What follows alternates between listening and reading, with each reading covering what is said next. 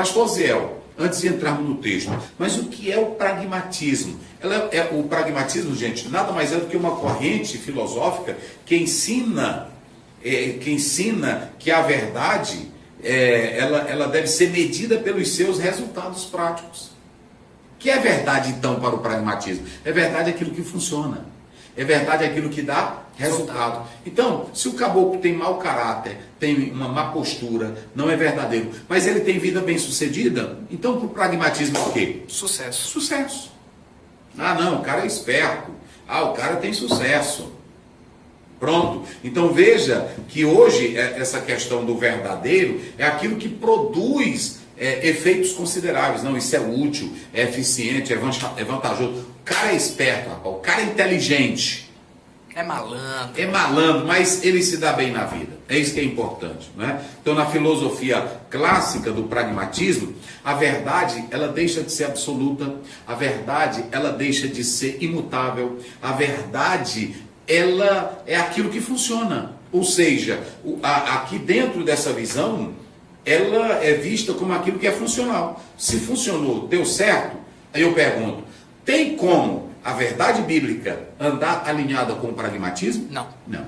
E a Bíblia diz em João 17:17, santifica-os na Palavra. Na verdade. verdade. Na verdade. A tua palavra é o quê? A verdade. Então, a partir do século XIX, surge essa ideia do pragmatismo lá nos Estados Unidos.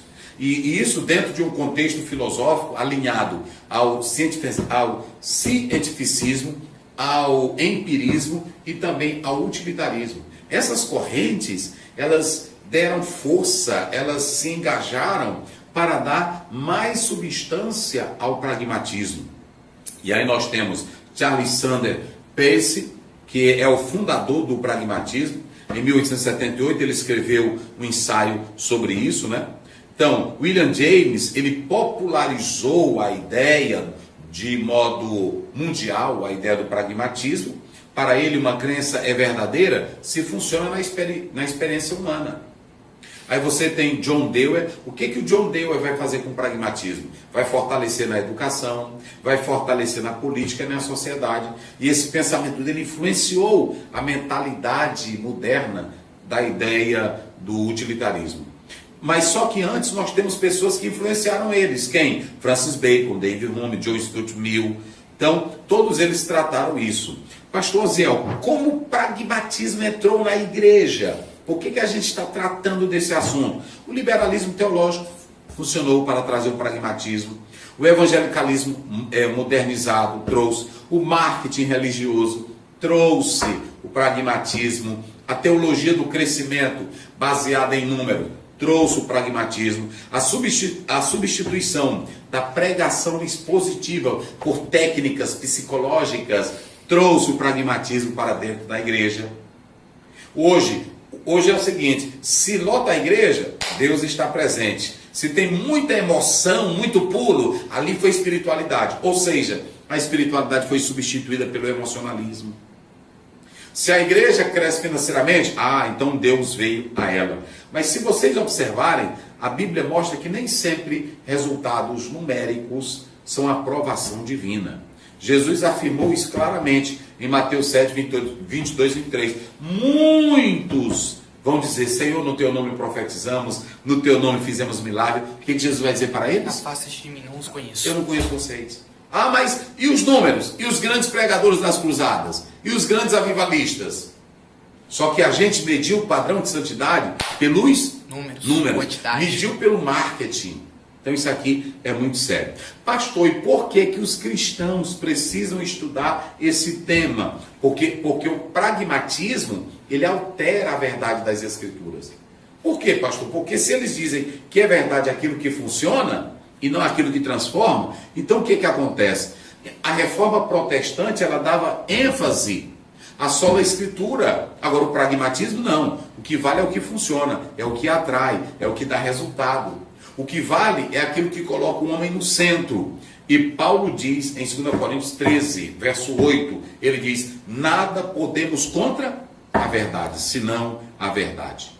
E por que o pragmatismo, pastor Zé, produz falsos avivamentos? Porque, veja bem, nem todo movimento emocional vem do Espírito. E nem toda aceitação populacional é de fato comprovando que você é homem de Deus. Jeremias foi rejeitado, ninguém quis saber de Jeremias. Isaías foi rejeitado. Quem deu crédito à nossa pregação? Hoje tem pessoas que dizem assim: o fulano é um homem de Deus, ele chegou lá, foi um estrondo. Arrebentou com a boca do balão. Mas existem homens de Deus que não fizeram grandes evoluções, como Abraão. Abraão não ganhou ninguém, Sodoma e Gomorra. Está lá em Gênesis 18, né? Jeremias não ganhou ninguém. O Isaías não ganhou ninguém. João Batista não conseguiu ninguém. Ou às vezes fizeram até ações que a gente pensa, rapaz, não vale de nada. Eu lembrei agora da história do Billy Graham e seu amigo. Quando eles eram adolescentes, eles estavam fazendo uma pregação, e um diácono viu os dois adolescentes ali e convidou para que eles entrassem ali para assistir. E nessa pregação eles aceitaram a Cristo, e anos depois eles foram usados. Mas e o nome desse diácono? Quem que lembra? Quem sabe? Quem sabe? Ninguém sabe. E aí veja aí Jeremias 6,14, olha o que a Bíblia diz. De Jeremias? Isso. O profeta Jeremias, ele está mostrando nesse texto bíblico que às vezes experiências religiosas elas podem acontecer, mas sem a verdadeira transformação. Só uma cura superficial. Olha aí. 6,14. Eles tratam da ferida do meu povo como se não fosse grave.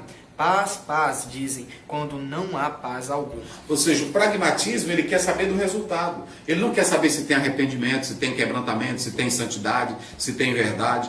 Pastor Zé, mas por que ele enfraquece a doutrina? Porque nós temos doutrinas que a Bíblia deixa claro na sua verdade que elas são horríveis. Por exemplo, a doutrina do pecado, a doutrina do juízo, da santidade, da disciplina, da separação do mundo. Então, tudo isso aqui passa a ser visto pelo filtro popular do pragmatismo como não sendo verdade absoluta. É muito forte, são temas muito fortes.